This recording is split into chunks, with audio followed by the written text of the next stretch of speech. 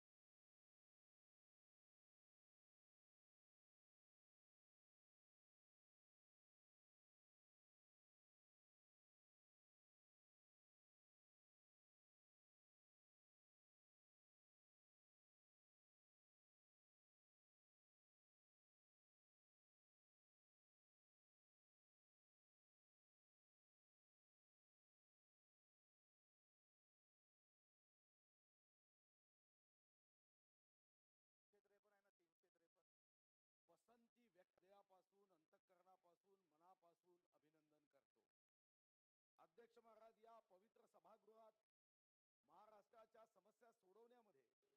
महाराष्ट्राच्या जनतेच्या इच्छा आकांक्षा पूर्ण करण्याचा संकल्प घेऊन माननीय मुख्यमंत्री उपमुख्यमंत्री व या सभागृहात दर्जेदार चर्चा होईल। या सभागृहाच्या माध्यमातून शेवटच्या व्यक्तीचे प्रश्न सुटतील। आपल्या नेतृत्वात या सभागृहाच्या परंपरा प्रथा या उच्चस्थानी जातील अशी सर्वप्रथम सदिच्छा देतो। खरं तर ही सदिच्छा देताना सार्वभौम हे सभागृह असे पवित्र, आदर्शवत असे तुमचे चरित्र, न्यायप्रियता हे अध्यक्ष पदाचे बलस्थान तुम्ही राखाल या पदाचा बहुमान। या पदावर शोभूनी दिसतात नार्वेकर, रामशास्त्रीचा वसा जपतील नार्वेकर। तुम्ही या देशातल्या सर्वात तरुण अध्यक्ष म्हणून या ठिकाणी निवड झाली। तरुणाईने नेहमीच घडविला चमत्कार, तुम्ही सुद्धा रचाल नवा इतिहास। उत्कृष्ट होईल तुमची कारकीर्द, हीच आमची तुम्हाला आकाशभर शुभकामना। खरं तर अध्यक्ष महाराज, मीही गेले 27 वर्ष विधानसभेचा सदस्य आहे। अनेक अध्यक्षांचं अभिनंदन करण्याचं सौभाग्य प्राप्त झालं, पण आज आपण जेव्हा अध्यक्ष झालात तेव्हा काही विशेषता या सभागृहामध्ये सांगितलं पाहिजे। खरं तर आदित्यजी इथं आहे, जेव्हा तुम्ही अध्यक्ष झालात ते माझ्याकडे बघून म्हणाले की तुम्ही त्यांना शिकवलंय, गुरुस्थानी आहे आणि आपले संस्कार हेच सांगतात। नाही पण तुम्हाला शिकवलंय ना त्यांनी। आपण शिवसेनेचे नेते आदित्य ठाकरे यांच्या गुरुस्थानी आहे। मातृदेवो भव, पितृदेवो भव, गुरुदेवो भव। आणि म्हणून या सभागृहामध्ये माझा विश्वास आहे की तुम्ही त्यांना शिकवलं असल्याने निश्चितपणे एक गोष्ट घडणार आहे की या सभागृहाचं कामकाज उत्तम पद्धतीने होण्यासाठी शिष्य म्हणून ही गुरुदक्षिणा आदित्य ठाकरेजी निश्चित देईल। कदाचित यापुढे जाऊन अजून काही सदस्य वाचले तेही गुरुदक्षिणेमध्ये देऊ शकतील। बाळासाहेब म्हणाले की आम्हाला काँग्रेसला अलग का करता। खरं तर काँग्रेसला अलग करण्याची आवश्यकताच नाही। मला तर विश्वास आहे की राहुलजींचा आदेश एवढा शब्द कानावर आला की तुम्ही बसलेले झोपता हे मला माहिती आहे. आणि म्हणून राहुल नार्वेकरांच्या रूपाने राहुलजीचा आदेश तर ऐकावाच लागेल. अध्यक्ष महाराज, या सभागृहात विधेयक मंजूर झाल्यानंतर ही भीती व्यक्त केली जात होती की वरच्या सभागृहात विधेयक गेले तर तिथं मंजूर होतील की नाही. खरं तर आता मला विश्वास आहे की जावई हा देवासमान असतो, ही आपल्या शास्त्रामधली भावना आहे. आणि म्हणून या सभागृहातून गेलेलं विधेयक हे विधान परिषदेमध्ये कधीच थांबणार नाही, महाराष्ट्राच्या प्रगतीच्या आड येणार नाही, हाही मला निश्चितपणे विश्वास आहे. खरं तर अजित दादा, तुम्ही असं सांगितलं की अध्यक्षासाठी माझं नाव सुचवलं.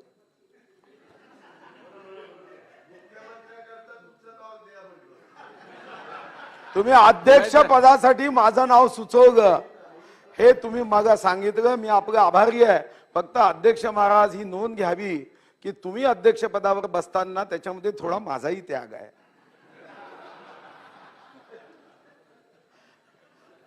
खरं तर दादा, तुम्ही म्हणाले की मुख्यमंत्र्यांनी तुमच्या कानात सांगितलं असतं तर तेव्हाच आपण मंतर जंतर मंतर केलं असतं.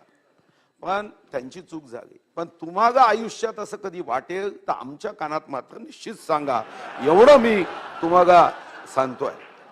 खरं तर हे नाही, या अगोदर सांगितलं होतं पण ते तेव्हा जमलं नाही. 23 नोव्हेंबर जयंतराव बरोबर आहे. जयंतरावांच्या कानात मात्र कधीच सांगू नका, त्यांच्या कानात सांगितलेला धोका आहे. खरं तर अध्यक्ष महाराज, आजचा मुहूर्त हा विनायक चतुर्थीचा मुहूर्त आहे. आजचा योग हा वज्र आहे आणि आमची अपेक्षा आहे की आजचा योगच हा वज्र आहे. आणि म्हणून जेव्हा या ठिकाणच्या प्रथा परंपरा या संकटात येतात, तुमच्या सुरुवातीच्याच काळात मी बघितलं, तुमच्या अभिनंदनाच्या प्रस्तावातच प्रथा परंपरा, आदरणीय बाळासाहेब म्हणत होते राज्यपाल झोपले का.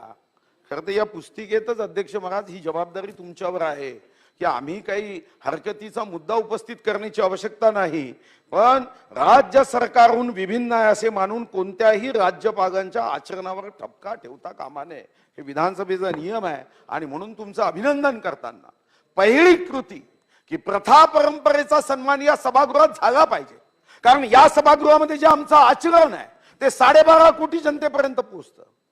या सभागृहामधलं संगणकीय व्यवस्था, डिजिटायझेशन, या सभागृहाच्या चर्चेचा दर्जा हा सुद्धा वाढवण्यासाठी आपण प्रयत्न करावा, हा माझा विश्वास आहे.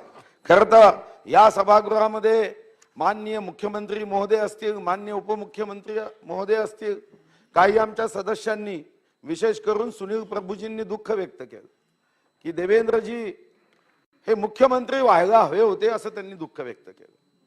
तेच तर आम्ही सांगतोय की ते उद्धवजी कोणाचंच ऐकत नाही, तेव्हाच हे झालं असतं. जे तुमचं ऐकत नाही त्यांना तुम्ही पाठिंबा देतात. जर उद्धवजींनी तेव्हाच ऐकलं असतं तर आज दुःखी व्हायची वेळ आली असती का. तुम्हाला आज जे मनात दुःख होत आहे, हे दुःख कोणामुळे होत आहे याचाही विचार हे करण्याची आवश्यकता आहे. माझा विश्वास आहे अध्यक्ष महाराज, तुम्ही अतिशय अभ्यासू कायदेतज्ञ आहात. फक्त शेवटची गोष्ट मी सांगतो की अधिवेशन मागच्या 2 वर्षात अतिशय कमी कालावधी झाला, पण याही कालावधीमध्ये तुम्ही जनतेची बाजू, दीनदुर्बल शोषितांचे प्रश्न सोडवण्यासाठी आयुधांचा उपयोग करत होते.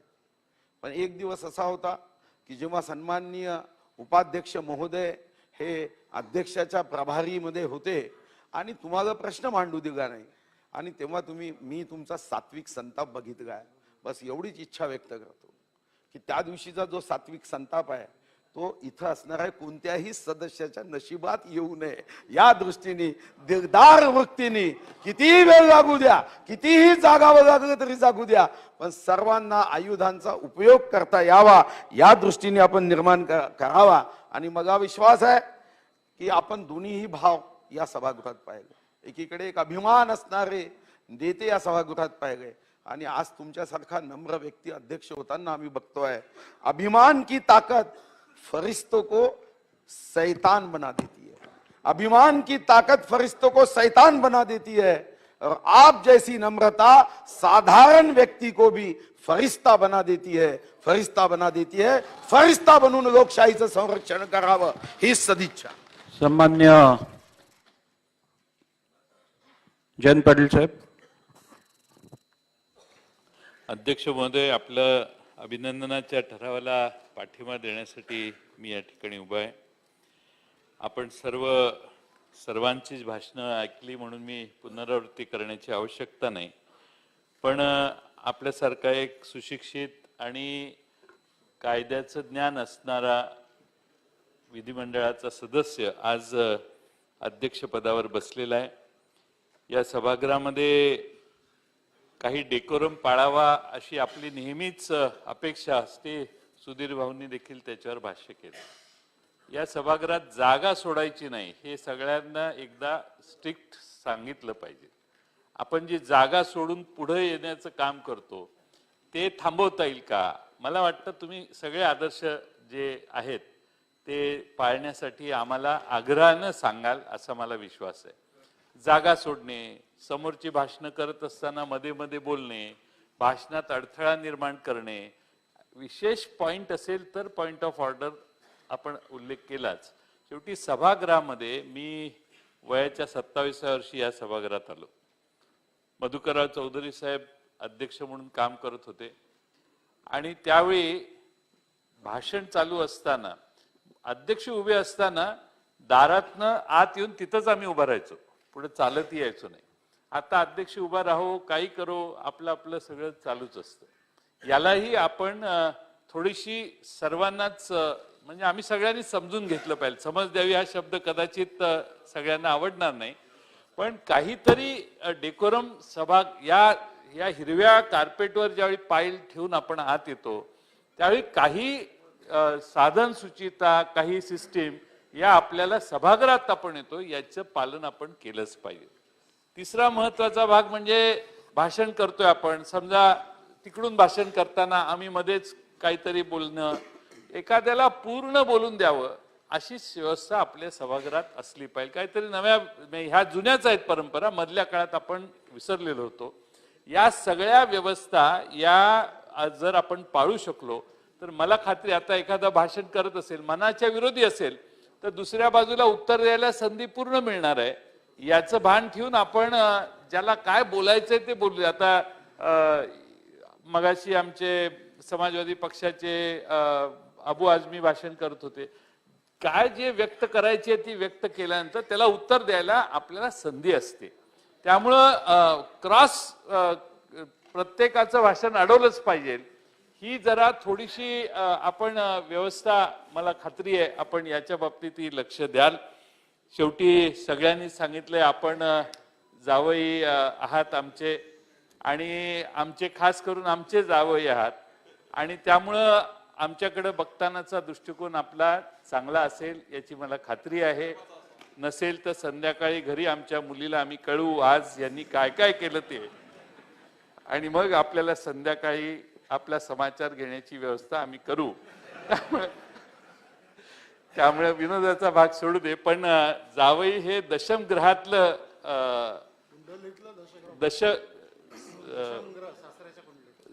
सासऱ्याच्या कुंडलीतलं दशम स्थान आहे, दशमग्रह.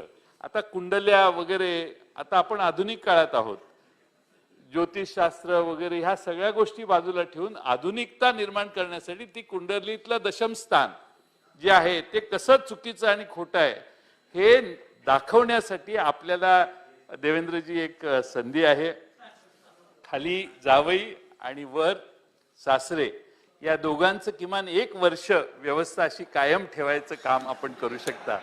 फक्त कुंडली खोटी ठरवण्यासाठी. शेवटी या कुंडलीचा अभ्यास करणारे जे आहेत, जे अंधश्रद्धाळू आहेत, त्यांचा विचाराला भेद देण्यासाठी 1 वर्ष आपण वरच्या सभागृहात, आता मी मगाशी सन्माननीय आपल्या लोकप्रिय राज्यपाल महोदयांचा उल्लेख केला, ते 12 जण ते आता पाठवतील. त्यामुळं 1 वर्षाची काळ आपण हा प्रयोग करू, आणि मला खात्री आहे वर ते कधीच कुणावर अन्याय करत नाहीत, पण खाली आपण आणि वर हे देशभर उदाहरण देता येईल. आणि मला खात्री आहे की नार्वेकर साहेब हे आम्हाला न्याय देतील. झिरवळ साहेबांनी आदिवासी असताना देखील त्यांनी बऱ्यापैकी काम केलं. हा काळ आणखीन वाढला असता. शेवटी या तुम्ही ज्या खुर्चीवर बसलेलात त्या खुर्चीवर सभापती अध्यक्षपदाची निवड ज्यावेळी असते त्यावेळी मुख्यमंत्र्यांच्या समोर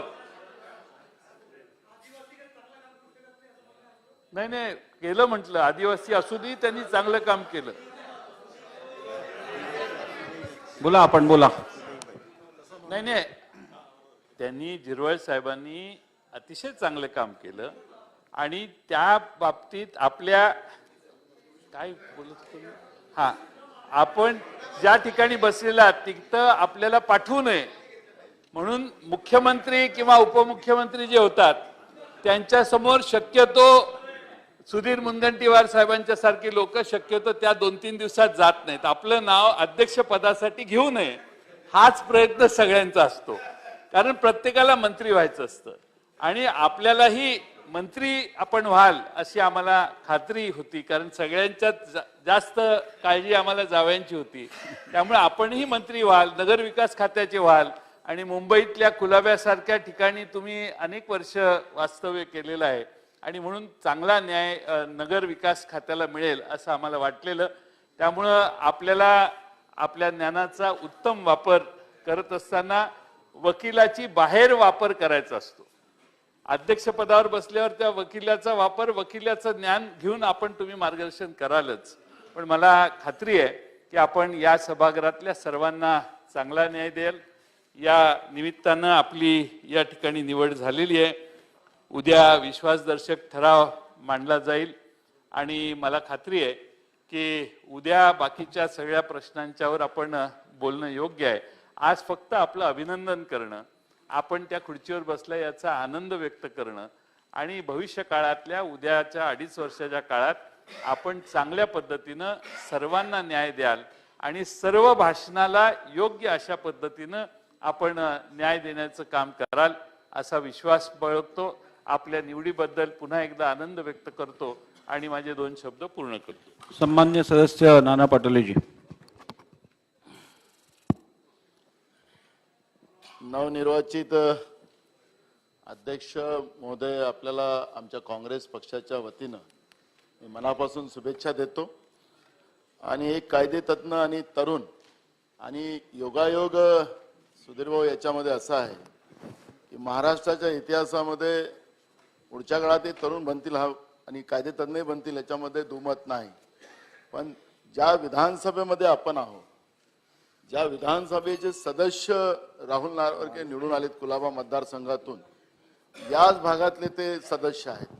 योगायोगानं या सभागृह पण त्यांच्या मतदारसंघात येतं आणि योगायोगानं ते विधानसभेचे अध्यक्षही झालेत. म्हणजे हा योग आहे, हा योग हा सगळ्यात मोठा आहे आणि हा इतिहासात कधी होणार असं मला वाटत नाही. आणि म्हणून पुन्हा आपल्याला मनापासून शुभेच्छा देत असताना जो कमी कालावधी मला महाराष्ट्र विधानसभेचा अध्यक्ष होण्याचा मिळाला, कारण की जसं आपण नवीन आमदार म्हणून या सभागृहात आलात, या विधानसभेमध्ये जवळपास 75 ते 80% आमदार यावेळेस पहिल्यांदा निवडून आलेले आमदार मी पाहिले. आणि मी विचार केला त्या तिथं बसून, तुम्ही आता तिथं बसलेला आहात, की या सगळ्या आमदारांना आपल्याला संधी देता आला पाहिजे, त्यांच्या मतदारसंघातली त्यांचे प्रश्न मांडता आले पाहिजे. म्हणून विविध आयुध आपण त्याच्यामध्ये वापरलेत, आमदारांना संधी दिली. कारण की मी जेव्हा पहिल्यांदा आमदार झालो 99 मध्ये अध्यक्ष महोदय, त्यावेळेस आम्हाला जे वागणूक मिळत होती त्याच्यापासून खूप गोष्टी शिकायला मिळतात. मग इथं सभागृहात मन नाही लागत होतं तर लॉबीमध्ये आम्ही बसायचं आणि दुसरी विधानसभा लॉबीमध्ये चालू व्हायची आणि त्याचे अध्यक्ष राहायचे दिलीप सोपल साहेब. आणि अध्यक्ष महोदय, त्याच्यामध्ये किती ज्ञान बाहेरचं मिळायचं हा महत्वाचा भाग नाही, पण जो ज्ञान इथं आपल्याला मिळतं. आणि हे सभागृहामध्ये आम्हाला 3 लाख लोकांनी निवडून पाठवल्यानंतर त्या लोकांची कामं या सभागृहातून त्यांचे प्रश्न मांडली जावीत, हीच भूमिका सगळ्या आमदारांची असतं. माझ्या पण अपेक्षा आपल्याकडून एवढ्याच आहेत की विधानसभेमध्ये आलेल्या सगळ्या नवीन आमदारांना आपल्या माध्यमातून संधी मिळावी, त्यांनाही आपल्या आपल्या भागातले प्रश्न मांडण्याची संधी मिळावी आणि त्यांच्याजवळ असलेलं महाराष्ट्राला दिशा देणारा विचारही या ठिकाणी त्यांना मांडण्याची संधी मिळावी अशाच अपेक्षा मी आपल्याकडून व्यक्त करतो. पुन्हा आपल्याला मनापासून शुभेच्छा देतो आणि माझे 2 शब्द पूर्ण करतो. मान्य आदित्य ठाकरेजी. अध्यक्ष महोदय, आज आपलं अभिनंदन करायला उभं राहिलेलो आहे. आम्ही सर्वच आज आपल्याबद्दल बोलत आहे. अनेक वेगळ्या वेगळ्या आठवणी आपल्या वेगळ्या वेगळ्या पक्षांमधल्या इथे प्रत्येकाने सांगून झाल्यात, बोलून झाल्यात. माझ्या देखील आपल्याबद्दल काही आठवणी काही अनेक मंडळी इथे मांडलेल्या आहेत. ठीक आहे, आजचं मतदान ग्राह्य करायचं नाही ग्राह्य धरायचं, विप कोणाचं काय, हे सगळं पुढे चालू राहील. आमचं पण ठरलेलं आहे, तो विप आहे. पण आज आपण तिथे बसल्यानंतर मला आठवतं, सुधीर भाऊ, मी आपल्याला पहिलं तर एक सांगू इच्छितो की जेव्हा आपण म्हणाल की कानात सांगायला पाहिजे होतं, आज खरं तर त्यावेळी आम्ही फडणवीस साहेबांच्या जे कानात सांगितलेलं तसं जर ऐकलं असतं तर ही परिस्थिती 2.5 वर्षापूर्वीच दिसली असती. असो, आणि आज कदाचित पलटी पण झाली असती परिस्थिती. पण अध्यक्षमध्ये मला आठवतात ते जुने दिवस जेव्हा आम्ही लॉच्या परीक्षेच्या वेळी आपल्याकडे ट्युशनला यायचो आणि मित्र म्हणून यायचो. अर्थात आपल्यावर जास्ती प्रेशर नको म्हणून, नाही तर सुधीर भाऊंनी सगळ्यांवर प्रेशर टाकायचं टॅक्टिक असतंच त्यांचं, तर आपल्यावर पण थोडं टाकलेलं आहे की गुरुस्थानी वगैरे. पण आम्ही मित्र म्हणून एकत्र बसायचो आणि खूप वेळा आम्ही प्रवास पण दिल्लीला असेल, कारण आमच्या दोघांचं त्यावेळी खूप दिल्लीबद्दल चर्चा असायची. दादांचं आता जे सांगत होते दादा, की दादा बरोबर आहे, ते आपले पण जेवढे जवळ होते आमचे पण होते. आणि मला आठवतं एक क्षण जेव्हा आम्ही दोघं पार्लमेंट हाऊसला गेलेलो, मला वाटतं ट्रस्ट वोट होतं त्यावेळी, आणि तेव्हा खालतून पवार साहेबांनी, मला वाटतं बाजूला शिवराज पाटील साहेब होते, त्यांना दाखवलेलं की आदित्य आणि राहुल हे दोघं आलेले आहेत. आणि मला वाटतं आपलं तेव्हा राष्ट्रवादी, म्हणजे तसं नाही, पक्ष नाही, पण घरचं जुळत होतं. त्याच्यानंतर बाकीचं जुळलं. पण दादा, मला वाटतं आज जे उपमुख्यमंत्री महोदय आहेत ते एवढे हुशार आहेत, त्यांनी राहुलजींना वरती ह्यासाठीच बसवलेलं आहे, कारण जी कुरबुर होती ती कदाचित अशी होती की राष्ट्रवादीची जवळीक नको, राष्ट्रवादीची जवळीक नको, म्हणून ज्या एका आमदारांचं त्यांच्यातले राष्ट्रवादीची सगळ्यात जवळीक आहे त्यांना वरती बसून दिलेलं आहे, त्यांना तिथून हे केलं. पण राहुलजी, आपल्याला खरोखर सांगतो, मला आठवतं त्यावेळी पण आपली गंमत जम्मत चालायची, आता पण खूप वेळा गंमत जम्मत चालायची. आपण इथे बसलं असताना लॉबीमध्ये भेटायचं, आणि खूप वेळा जेव्हा आपण टीव्हीवर जायचं, मग शिवसेनेतून असो किंवा राष्ट्रवादीतून असो किंवा भाजपमधून असो, तेव्हा आम्ही तुम्हाला चिडवायचो की तुमचं वजन वाढलंय जरा बघा, आणि तुम्ही बोलायचं नाही कॅमेरा अँगल खालतून आहे, तुम्ही खालतून बघता म्हणून वजन वाढलेलं दिसतंय. आज वरती बसल्यानंतर खरोखर असं वाटतं की आपलं वजन वाढलेलं आहे सगळ्या अर्थाने. म्हणजे इतर नाही ना तर ते परत गुलाबाच्या घरी चालत जातील, तसं करू नका. असो, आज आपलं पुन्हा एकदा अभिनंदन करतो. हाच विश्वास व्यक्त करतो की आज आपण ज्या स्थानी बसलेला आहात, कायदा असेल, जी काही इथे प्रथा असेल, परंपरा असेल आणि प्रतिष्ठा, ह्या तिन्ही गोष्टी, म्हणजे बच्चन साहेबांच्या आवाजात ऐकायचं झालं तर प्रथा, परंपरा आणि प्रतिष्ठा, तसंच आपण इथे पालन कराल आणि आमच्याकडून देखील पालन करून घ्याल. अनेक वेळेला आपण निवडणुकींबद्दल बोललेलो आहोत, अनेक वेगळ्या वेगळ्या राजकीय सिनारिओस बद्दल बोललेलो आहोत. मला आठवतं काही वेळा दिल्लीला गेल्यानंतर किंवा आपल्या प्रवासात रात्रभर जागून आपण राजकारणाबद्दल बोलायचो. ती आवड ही मला पण माहिती की आपल्यात तेव्हा पण होती, आमच्यात पण होती. दादा तर तेच म्हणत होते की तुम्ही जेव्हा लोकसभा लढत होतात तेव्हा आपण दुसरं अजून काही मिळेल, क्वेश्चनिंग काय होईल, तसं आम्ही पण दादा कदाचित आज इथे विधानसभेत बसलेले आहेत. आमचं हे स्वप्न होतं की लोकसभेतच त्यांनी 2014 जावं, पण त्यावेळी क्वेश्चनिंग राज्यसभेची त्यावेळी अवेलेबल नव्हती, पण तरी देखील त्यांनी मावळमधून घेतला प्रयत्न. हे सगळं असताना मला वाटतं एक आनंदाची गोष्ट आहे की आज तरुण एक व्यक्ती ह्या महत्वाच्या स्थानी बसलेली आहे. तरुणांच्या आशा आहेत, अपेक्षा आहेत.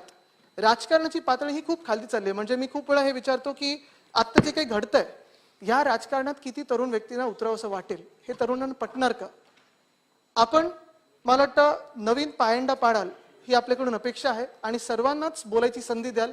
जो काही महाराष्ट्रातला प्रत्येक आवाज आहे, प्रत्येक क्षेत्रातलं असेल, प्रत्येक जिल्ह्यातलं असेल, तालुक्यातलं असेल, शहरातलं असेल, गावातलं असेल, गल्लीतलं असेल, हा आवाज इथे ऐकून घ्यावा ही अपेक्षा आपल्याकडे व्यक्त करतो आणि पुन्हा एकदा आपल्याला अभिनंदन देतो. धन्यवाद. जय हिंद, जय महाराष्ट्र, वंदे मातरम. सन्मान्य दीपक केसरकर साहेब. अध्यक्ष महोदय, आपलं अभिनंदन करण्यासाठी मी उभा आहे आणि आपल्या मूळ गावातल्या आणि माझ्या मतदारसंघातल्या सर्व जनतेला आज एवढा आनंद झाला असेल, तो आनंद सुद्धा त्यांच्या वतीने या ठिकाणी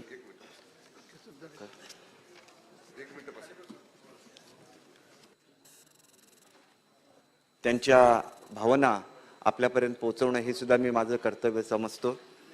ज्यावेळेला हे राज्य मुंबई राज्य म्हणून ओळखलं जात होतं, त्याला 1937 साली गणेशजी माळवणकर यांनी त्याचं अध्यक्षपद भूषवलेलं होतं. आणि त्याच्यानंतर ज्याला लोकसभा स्थापन झाली त्यावेळेला सुद्धा माळवणकर साहेब हेच लोकसभेचे सुद्धा अध्यक्ष होते. आज पहिल्यांदाच महाराष्ट्रामध्ये अशी परिस्थिती निर्माण झालेली आहे की कदाचित आमचे असलेले अध्यक्ष हे पुढे जाऊन लोकसभेचे सुद्धा अध्यक्ष होऊ शकतील, अशी सुद्धा शक्यता निर्माण झालेली आहे. त्याच्यामुळे मी या निमित्ताने एवढंच सांगतो की ज्या विधानसभेमधून मी येतो आणि त्याचा जो लोकसभेचा मतदारसंघ आहे त्याला बॅरिस्टर नाथपैंचा वारसा आहे, त्याला प्राध्यापक मधु दंडवतेंचा वारसा आहे. आणि मी एक स्वप्न असं बघतो की हे सर्व लोक हे विद्वान म्हणून ओळखले जात होते आणि ज्या वेळेला लोकसभेमध्ये ते भाषण करायचे त्यावेळेला स्वतः पंडित जवाहरलाल नेहरू हे लोकसभेमध्ये यायचे. आणि असाच एक विद्वान आज आमच्या विधानसभेचे अध्यक्ष आपण होत आहे, याचा आम्हाला सार्थ असा अभिमान आहे. परंतु पुढे होऊन या लोकसभा मतदारसंघाचं सुद्धा आपण प्रतिनिधित्व करावं आणि आपण लोकसभेचं सुद्धा अध्यक्ष व्हावं अशी मी मनापासून या ठिकाणी शुभेच्छा देतो. आणि एकच गोष्ट सांगतो की ज्यावेळेला आपण अध्यक्ष महोदयांचं अभिनंदन करतो त्यावेळेला ते राजकीय भाषण नसतं. आणि त्याच्यामुळे या ठिकाणी जी भाषणं झाली त्याच्यामध्ये व्हीपचा सुद्धा उल्लेख झाला.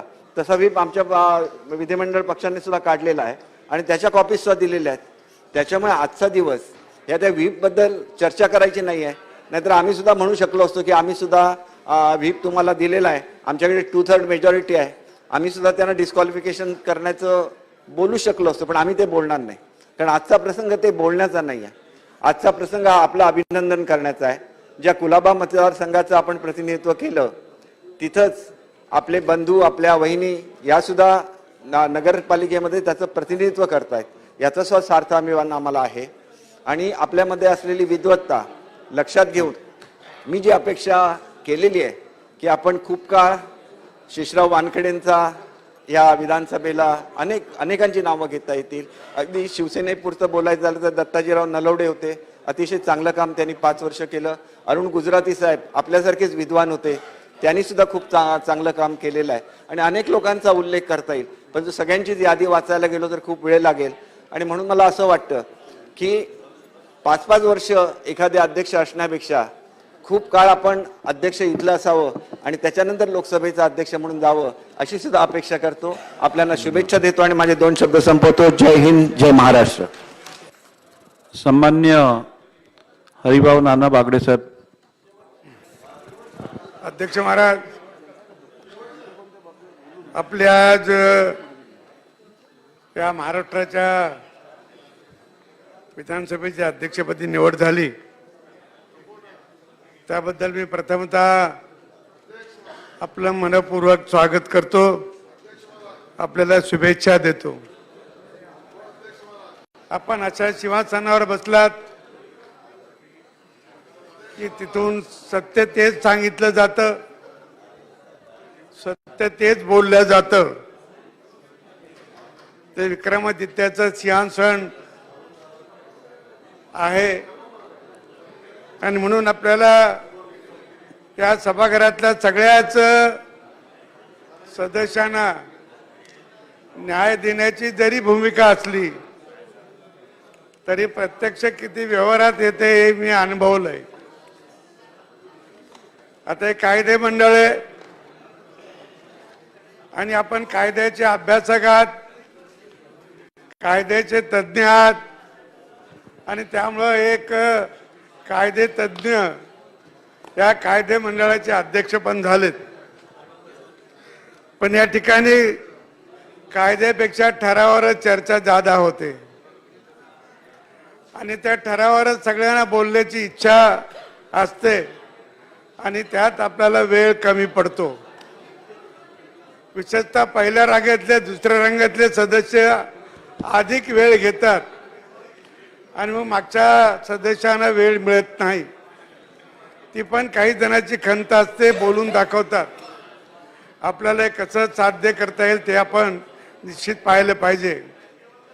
दादा आणि जयंत पाटलांनी आता आपल्याला पुष्कळ कौतुक केलं, कारण त्यांना सगळ्यात जादा वेळ त्यांनाच द्यावा लागतो आणि ते कळत न कळत घेतातही. दादा बोलले की जयंत पाटील उभे राहते, जयंत पाटील उभे बसले की पुन्हा आता नाहीत ते आमचे मित्र आव्हाड, ते पण मध्येच उभे राहतात. भास्करराव तिकडे होते तेव्हा ते पण वेळ घेतच होते.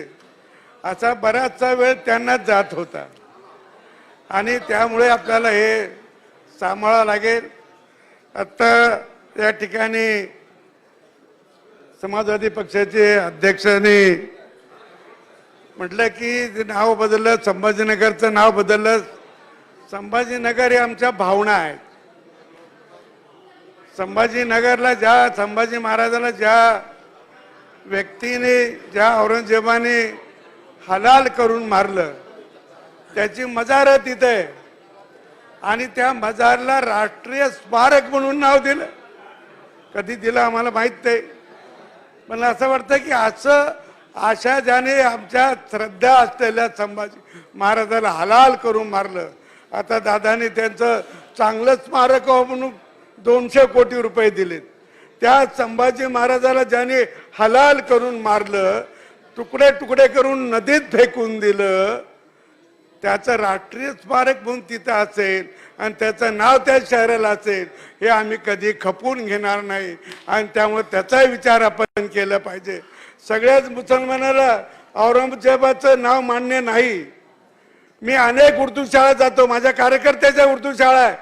मी विचारतो औरंगजेबाचं नाव कोण्या मुलाचं आहे का? कोणत्या मुलाचं नाव औरंगजेब तुमच्या शाळेत आहे का? तर कोणी म्हणत नाही की एकाही मुलाचं नाव औरंगजेब आहे म्हणून सांगत नाही. चुकून असेल एखाद्या ठिकाणी, परंतु ते माणसं सुद्धा, मुस्लिम माणसं सुद्धा आपल्या मुलाचं नाव औरंगजेब ठेवत नाही. त्याचं कारण असं आहे की त्याने त्याच्या वडिलाला, भावाला त्रास दिला म्हणून.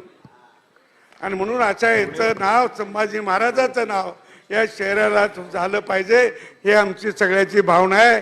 याबरोबर आपल्या निश्चितपणे आपल्याला शुभेच्छा देतो, थांबतो. धन्यवाद. शेवटचं भाषण सन्मान्य किशोर जोगरेवार साहेब.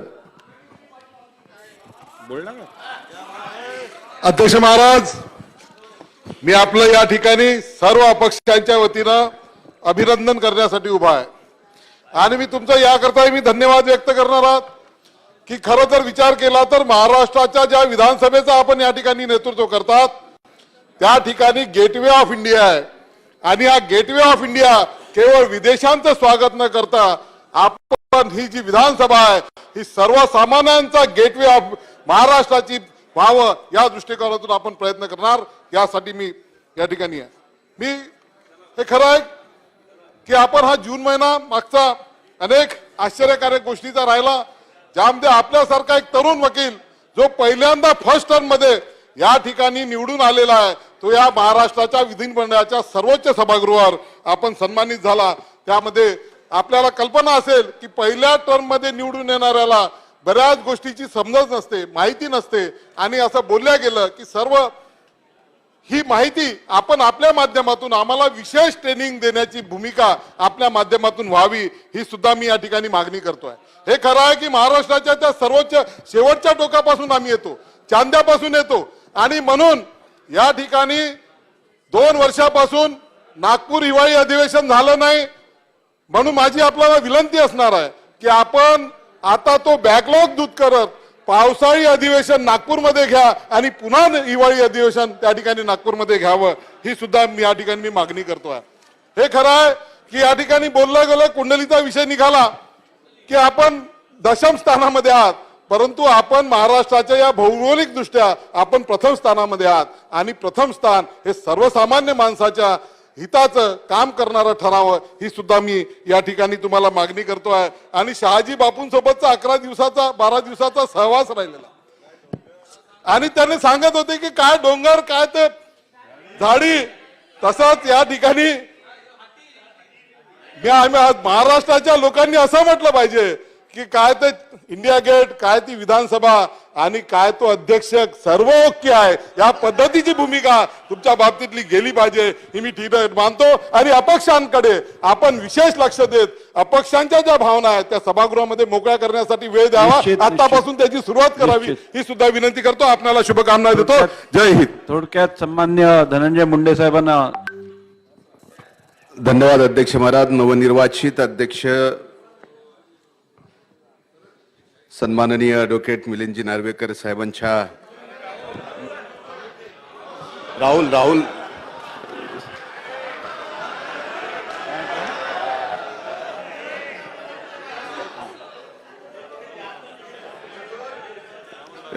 माझे मित्र राहुलजी नार्वेकरांच्या अभिनंदनाच्या प्रस्तावावर या ठिकाणी बोलायला उभाच आहे.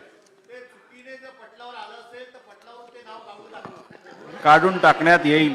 माझी आणि आदित्यजीची सकाळी लिफ्टमध्ये भेट झाली आणि भेट झाल्यानंतर स्वाभाविक त्यांच्या आणि त्यांच्या बाबतीत याला कारण सुद्धा संदर्भ सुद्धा तसं आहे. कारण मी आपलं अभिनंदन करायला उपमुख्यमंत्री झाल्यावर आपल्याकडे आलो, त्याच दरम्यान मिलिंदजी सुद्धा गेले होते असं आदित्यजीकडनं मला आपण लिफ्टमध्ये असताना तर कोण पुढच्या दाराने कोण मागच्या दाराने म्हणून तेच लक्षात राहिलं म्हणून मिलिंद नाव आलं. अध्यक्ष महाराज, विधान परिषदेमध्ये आपण एकत्र काम केलेलं आहे. मी विधान परिषदेचा विरोधी पक्ष नेता या नात्यानं आणि आपण त्या सभागृहाचे ज्येष्ठ सदस्य या नात्यानं त्या ठिकाणी आपण काम केलेलं आहे. माझी आज एवढीच अपेक्षा आहे की नेहमी आपण प्रखरपणानं विधान परिषदेमध्ये एक विषय मांडला की कुठल्याही विधेयकावरती या ठिकाणी सभागृह वरचं असो की सभागृह खालचं असो चर्चा व्हायला पाहिजे. विधेयक कुठल्याही चर्चेविना पारित झालं नाही पाहिजे. माझी माफक अपेक्षा आहे की या विधिमंडळाच्या सर्वोच्च स्थानावर आपण बसल्यानंतर कुठल्याही विधेयकावरती या ठिकाणी आपण चर्चेविना ते पारित होऊ देणे, चर्चा करण्यासाठी आम्हा सर्व सदस्यांना माफक वेळ द्यावा, एवढी या ठिकाणी आपण कायदे मंडळाचे अभ्यासक या नात्यानं आणि अध्यक्ष या नात्यानं या ठिकाणी मी व्यक्त करतो. आणि माझ्या वतीनं आपल्याला या ठिकाणी मनापासून शुभेच्छा देतो, अभिनंदन करतो. धन्यवाद. एक पत्र आलेलं आहे, त्याची सभागृहाने नोंद घ्यावी. शिवसेना विधिमंडळ पक्ष कार्यालयाच्या मुख्य प्रतोद श्री भरत गोगावले यांच्याकडनं मला पत्र प्राप्त झालं आहे. शिवसेना विधिमंडळ पक्षाचे प्रतोद श्री भरत गोगावले यांचे पत्र मला प्राप्त झाले आहे. त्याप्रमाणे शिवसेना विधिमंडळाच्या पक्षातील 16 सदस्यांनी पक्षादेशाच्या विरोधात मतदान केले आहे. त्या 16 सदस्यांची नोंद मी घेतलेली आहे.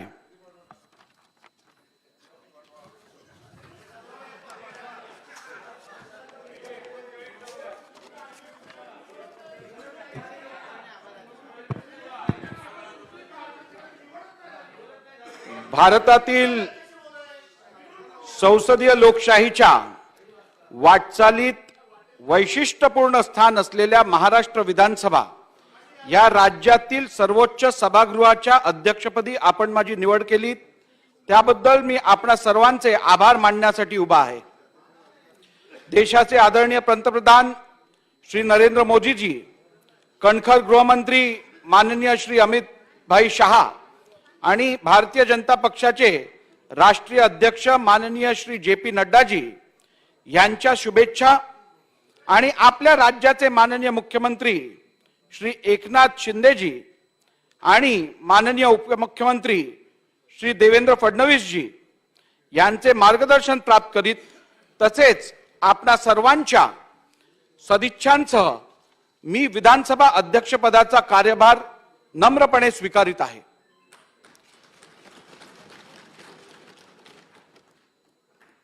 भारतीय स्वातंत्र्य प्राप्तीच्या अमृत महोत्सवी वर्षात टिळक, गोखले, आंबेडकर, नाना पाटील, सावरकर यांच्यासारख्या महान देशभक्तांची भूमी असलेल्या महाराष्ट्राच्या या सर्वोच्च सभागृहाच्या अध्यक्षपदी आपण माझी निवड केली. माझ्या आजपर्यंतच्या सामाजिक आणि राजकीय आयुष्यातील सर्वोच्च बहुमान मी हा समजतो. भारतीय स्वतंत्र लढ्यासाठी त्याग आणि बलिदान दिलेल्या सर्व आदरणीय नेत्यांना आणि शूरवीरांना, तसेच छत्रपती शिवाजी महाराज, राजश्री शाहू महाराज, महात्मा ज्योतिबा फुले, भारतरत्न डॉक्टर बाबासाहेब आंबेडकर या सभागृहाचे आणि लोकसभेचे पहिले अध्यक्ष दादासाहेब माळवणकर अशा सर्व महात्म्यांना मी या आसनावरून नतमस्तक होत वंदन करतो. लोकशाहीतील हे महत्वाचे पद मी गांभीर्याने आणि न्यायबुद्धीने सांभाळीन अशी ग्वाही मी आपणास देतो. माझ्या या पदावर निवड झाल्यानंतर ज्या सन्मान्य सदस्यांनी आपल्या अभिवादनपर भावना व्यक्त केल्या ते सर्वश्री सन्मान्य मुख्यमंत्री एकनाथ शिंदे साहेब, सन्मान्य उपमुख्यमंत्री देवेंद्रजी फडणवीस साहेब, सन्मान्य अजितदादा पवार साहेब, श्री सुधीर मुनगंटीवार जी, श्री जयंत पाटील साहेब, श्री नाना पाटोले जी, श्री बाळासाहेब थोरात जी, श्री अबू आझमी जी, श्री हरिभाऊ बागडे जी, श्री किशोर जोगळेवार जी, श्री धनंजय मुंडे जी आणि विधानसभेचे उपाध्यक्ष तथा माननीय कार्यकारी अध्यक्ष श्री नरहरी झिरवळ जी या सर्वांचे मी मनापासून आभार मानतो. आपली आदित्य ठाकरे जी, तुम्हाला विसरून चालणारच नाही, आपली बच्चू कडू जी, केसरकरजींचं नाव घेतलं. आपली संसदीय लोकशाही सर्व प्रकारच्या राजकीय विचारांना स्थान देते. अभिव्यक्ती स्वातंत्र्य हा आपल्या लोकशाहीचा आत्मा आहे. जनता जनार्दन हा आपल्या मत अधिकाराने सरकार निवडून आणते किंवा आधी निवडून आणलेले सरकार पुढल्या वेळी पराभूतही देखील करते. जनादेशाचा आदर राखणे आवश्यक आहे. ब्रिटनला संसदीय कार्यप्रणालीची जननी म्हणून आपण ओळखतो. राज्याचे अधिकार आणि हस्तक्षेप मर्यादित होत होत तेथील लोकशाही गेले 800 वर्षांच्या प्रदीर्घ अनुभवाच्या जोरावर विकसित होत गेली. मात्र तरीही विन्स्टन चर्चिल तेथील पंतप्रधान हे म्हणाले, the best argument against democracy is a 5-minute conversation with the average voter. त्यांना नेमके असं का म्हणावं लागलं याचा विचार सगळ्यांनीच करणं आवश्यक आहे. Speaker has to speak less and listen more याची मला संपूर्ण जाणीव आहे. अडचण एवढीच आहे, खाली बसतानाही I was listening more and I could speak less, आणि आता वर बसल्यानंतरही तीच भूमिका बजवायला लागणार आहे. ज्या विधानसभेच्या अध्यक्षपदासाठी आपण माझी निवड केली आहे त्या विधानसभेची ही पवित्र वास्तू मला जनतेने निवडून दिलेल्या कुलाबा मतदारसंघात येते. विधानसभा अध्यक्ष हे विधानसभा ज्या मतदारसंघात येते त्याच मतदारसंघाचे आमदार हा एक दुर्लभ असा योग माझ्या बाबतीत आपण सर्वांमुळे घडून आला आहे. येत्या अर्थात त्यामुळे सगळ्यांना सत्र काळात आणि निसत्र काळातही 24/7 अध्यक्ष हे मिळणार आहेत. महाराष्ट्र विधिमंडळ हे राज्यातील 13 कोटी जनतेच्या इच्छा आकांक्षांचे प्रतीक आहे. आपणासारख्या लोकप्रतिनिधींच्या मार्फत या इच्छा आकांक्षा विविध संसदीय आयुधांच्या माध्यमातून सभागृहात मांडल्या जाणं आणि त्यानुसार निर्णय प्रक्रियेचे चक्र गतिमान राहणे आवश्यक आहे. जेव्हा सभागृहाचा वेळ गोंधळामुळे वाया जातो तेव्हा असे वर्तन म्हणजे एक प्रकारे जनता जनार्दनाच्या भावनांची आणि अपेक्षांची प्रतारणा आहे. हे लक्षात घेणे अत्यंत आवश्यक आहे. त्या दृष्टीने यापुढच्या काळात सभागृहाचे कामकाज क्षण लोकहिताच्या कारणासाठी, निर्णयभिमुख चर्चेसाठी, विकासाभिमुख नियोजनेसाठी आणि समाजातील अंतिम घटकांच्या शोषित वंचितांच्या उद्धारासाठी खर्च होईल अशी ग्वाही मी आजच्या निवड प्रसंगी देतो. आपण सर्व सदस्य यासाठी मला सहकार्य कराल अशी मला खात्री आहे. कायदा करणे कायदे मंडळाचे महत्त्वाचे कार्य आहे. विधेयकांवर दोन्ही बाजूने चर्चा होऊन येणारे नवीन कायदा अधिकाधिक परिणामपूर्व असावा अशी अपेक्षा असते. दुर्दैवाने महत्त्वाचे विधेयके सुद्धा चर्चेविना संमत होणे सभागृहातील दोन्हीसाठी विशेषतः लोकहिताचे वैशिष्ट्यपूर्ण कायदे राज्याबरोबरच देशालाही देणाऱ्या आपल्या विधिमंडळासाठी अशोभनीय आहे. या संदर्भात येत्या काळात परिस्थिती निश्चित सुधारलेली असेल. त्या दृष्टीने काही व्यवस्था आपण तयार करू अशी मी आपणा सर्वांना खात्री देतो. मी आणखी एका दृष्टीने भाग्यवान विधानसभा अध्यक्ष ठरणार आहे. त्याचे कारण याच सभागृहात 4 माजी विधानसभा अध्यक्ष स्थानापन्न आहेत. मागील विधानसभेचे अध्यक्ष माननीय हरिभाऊ नाना बागडे साहेब, त्या अगोदरच्या विधानसभेचे अध्यक्ष माननीय श्री दिलीप वळसे पाटील साहेब, या विधानसभेचे पहिले अध्यक्ष माननीय नाना पटोले साहेब आणि त्याचप्रमाणे या विधानसभेचे कार्याध्यक्ष म्हणून ज्यांनी काम केलं ते माननीय नरहरी झिरवळ साहेब, या चौघांचंही मार्गदर्शन हे मला लाभणार आहे.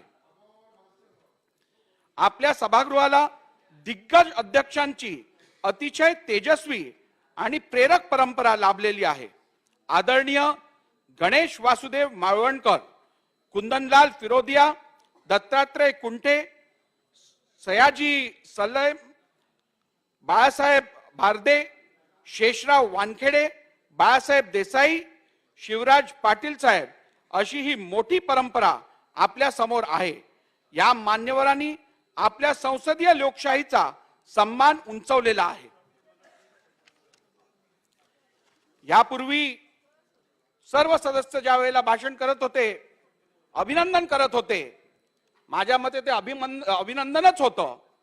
आणि सन्मान्य अजितदादांनी किंवा जयंत पाटील साहेबांनी, आदित्यजींनी उल्लेख केला, माझ्यावर जावई असल्यामुळे लेफ्ट बाजूची काळजी घेण्याची पण जबाबदारी आहे. पण मला वाटतं त्यापेक्षा जास्त जबाबदारी तुमच्या सर्वांची आहे की तुम्ही जावयांची काळजी घेणं हे अपेक्षित आहे. त्यामुळे तुमच्याकडनं योग्य सहकार्य मिळेल याबद्दल माझ्या मनात कोणतीही शंका नाही. हा संपूर्ण महिना 1 तारखेपासून ते गेल्या 30 तारखेपर्यंत धक्क्यांचा महिना होता.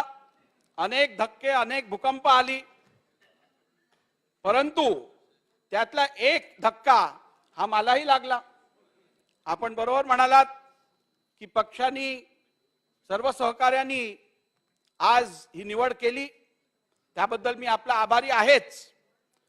जेव्हा माझी निवड झाली, सन्मान्य फडणवीस साहेबांनी या संदर्भात चर्चा केली, त्यावेळेला आत्ता तिकडे सांगण्यात आलं आता बिलांवर बोलता येणार नाही. मी साहेबांना पहिला प्रश्न विचारला, साहेब आता आपण सत्ताधारी पक्षात असणार, बिलांवरती मी बोलू नये म्हणून तर मला आपण वर पाठवत नाही आहात. पण साहेब आपल्याला नम्रपणे मी सांगतो, लोकहितात ही बिलं जेव्हा जेव्हा मांडली जातील तेव्हा या सभागृहाचा सदस्य आणि या सभागृहाचा अध्यक्ष म्हणून जनतेला संपूर्ण न्याय प्राप्त करून देण्यासाठी त्या बिलांमध्ये जेव्हा जेव्हा उचित दुरुस्त्या करण्याची गरज असेल तेव्हा अध्यक्ष म्हणून निश्चित मी सहभाग घेईन. आपण सर्व सन्मान्य सदस्य अशाच प्रकारे उत्तम आणि परिणामकारक वैधानिक कार्य करण्यासाठी तत्पर राहू अशी सदिच्छा मी व्यक्त करतो आणि पुन्हा एकदा सर्वांचे आभार मानून येथेच थांबतो. जय हिंद, जय महाराष्ट्र. मला विनंती करायची आहे, मगाशी जयंतराव बोलताना असं म्हणाले की आदिवासी अध्यक्ष असूनही त्यांचं म्हणण्याचा उद्देश वेगळा होता, पण बाहेर वेगळ्या प्रकारे गेल्या, त्यामुळे त्यांनी त्यात दुरुस्ती करावी अशी विनंती आहे. माझ्या ते अनावधानाने झालं, माझा तसा काही हेतू नव्हता. माझं जे म्हणणं आहे ते आपण रेकॉर्डवरून काढून टाकावं. ठीक आहे. शोक प्रस्ताव. कोण वाचणार आहेत की? माजी विधानसभा विधिमंडळाचे नेते एकनाथराव, उपमुख्यमंत्री देवेंद्रजी आणि सभागृहालाच विनंती आहे की पार्लमेंटमध्ये जी पद्धत असते की अध्यक्ष महोदयच वाचतील आणि त्याच पद्धतीनं सगळ्यांनी काळामध्ये हे स्वीकारलं होतं की अध्यक्षांनी शोक प्रस्ताव वाचायचा, ती प्रथा आपण कंटिन्यू केली पाहिजे. कैलासवासी कटिकल शंकर नारायणन यांचा जन्म 15 ऑक्टोबर 1932 रोजी केरळ राज्यात झाला. कैलासवासी शंकर नारायणन यांनी विद्यार्थी दशेत असताना विद्यार्थी संघटनेचे सक्रिय सहभाग घेतले होते. त्यांनी केरळमधील पालघाट जिल्हा काँग्रेस कमिटीचे सचिव तसेच अध्यक्ष म्हणून कार्य केले होते. ते काही काळ केरळ प्रदेश काँग्रेस कमिटीचे अध्यक्ष होते, तसेच अखिल भारतीय काँग्रेस कमिटीचे ते सदस्य होते. कैलासवासी शंकर नारायणन हे 4 वेळा केरळ विधानसभेवर निर्वाचित झाले होते. त्यांनी सन 1977 मध्ये कृषी, पशुसंवर्धन, दुग्ध विकास तर 2001 मध्ये त्यांनी अर्थ व उत्पादन शुल्क खात्याचे मंत्री म्हणून केरळ सरकारमध्ये उत्तम कार्य केले होते. केरळ विधिमंडळाच्या अनेक समित्यांवर त्यांनी कार्य केले होते. संसदीय कामकाजाचा प्रदीर्घ अनुभव असलेल्या कैलासवासी शंकर नारायणन यांनी 1985 ते 2001 या कालावधीत केरळमधील संयुक्त लोकशाही आघाडीचे निमंत्रक म्हणून महत्वाची भूमिका बजावली होती. कैलासवासी कटिकल शंकर नारायणन यांनी जानेवारी 2010 ते ऑगस्ट 2014 या कालावधीत महाराष्ट्र राज्याचे राज्यपाल म्हणून कार्य केले होते. महाराष्ट्र सह गोवा, राजस्थान, अरुणाचल प्रदेश, नागालँड व झारखंड राज्याचे राज्यपाल म्हणूनही त्यांनी जबाबदारी सांभाळलेली होती. त्यांनी महाराष्ट्राचे राज्यपाल म्हणून राज्यातील अनेक विविध प्रश्न सोडवण्यासाठी पुढाकार घेतला व राज्याला उत्कृष्ट मार्गदर्शन केले. त्यांनी आपल्या सौजन्यशील स्वभावाने राज्यातील जनतेचे प्रेम संपादन केले होते. अशा या कुशल प्रशासकाचे रविवार दिनांक 24 एप्रिल 2022 रोजी दुःखद निधन झाले आहे. कैलासवासी रमेश कोंडीराम लटके यांचे जन्म 21 एप्रिल 1970 रोजी मुंबई येथे झाले. त्यांचे शिक्षण MSc पर्यंत झाले होते. कैलासवासी लटके यांनी सिद्धिविनायक शिक्षण प्रसारक संस्थेचे अध्यक्ष तसेच पूर्व मोगरा सार्वजनिक गणेशोत्सव मंडळाचे संस्थापक अध्यक्ष म्हणून उत्तम कार्य केले होते. मुंबईतील अनेक सामाजिक व सांस्कृतिक संस्थांची त्यांचा निकटचा संबंध होता. कैलासवासी लटके यांनी शिवसेनेचे गटप्रमुख, शाखा प्रमुख म्हणून काम केले होते. सन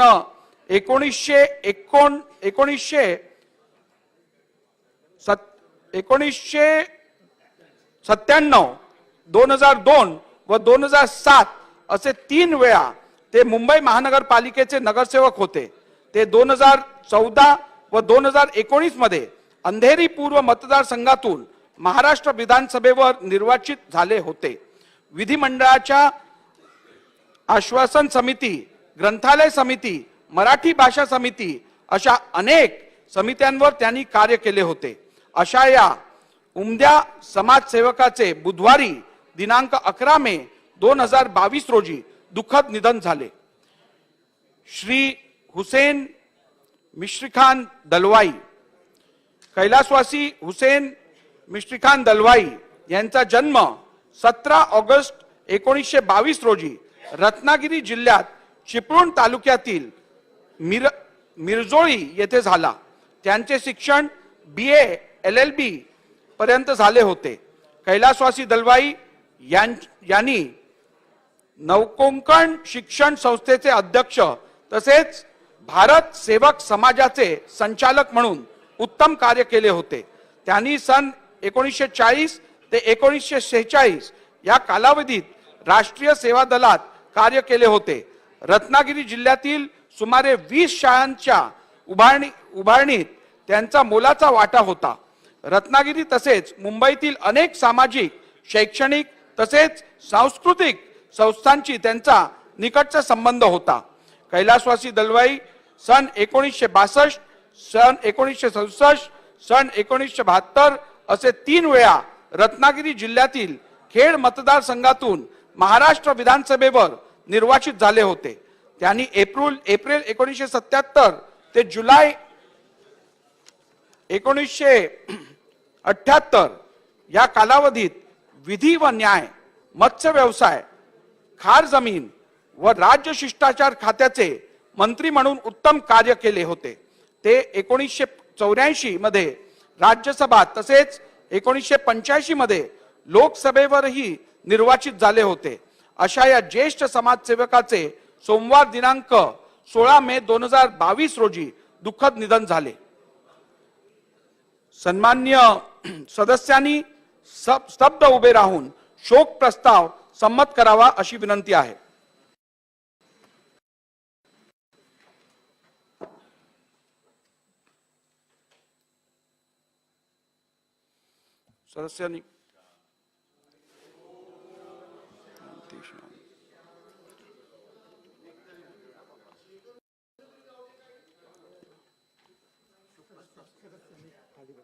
सदस्यांनी खाली बसावे.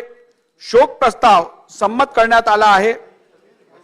प्रस्तावाची एक प्रत विधिमंडळाचे स्मृतीपत्र शोकाकुल कुटुंबियांकडे पाठवण्यात येईल.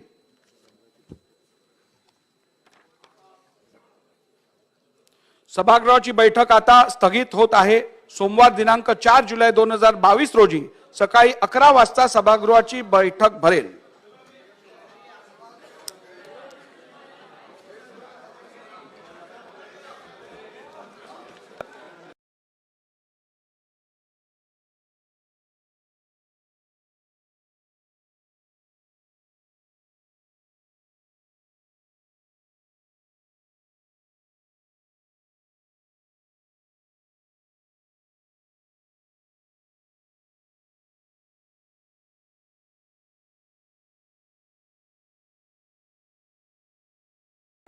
असे नवनवीन व्हिडिओ पाहण्यासाठी कोकणशाहीचं यूट्यूब चॅनल सबस्क्राईब करा व बेल बटन प्रेस करा. तसेच फेसबुक पेज लाईक करा आणि इंस्टाग्राम पेज व ट्विटर पेजला फॉलो करायला विसरू नका.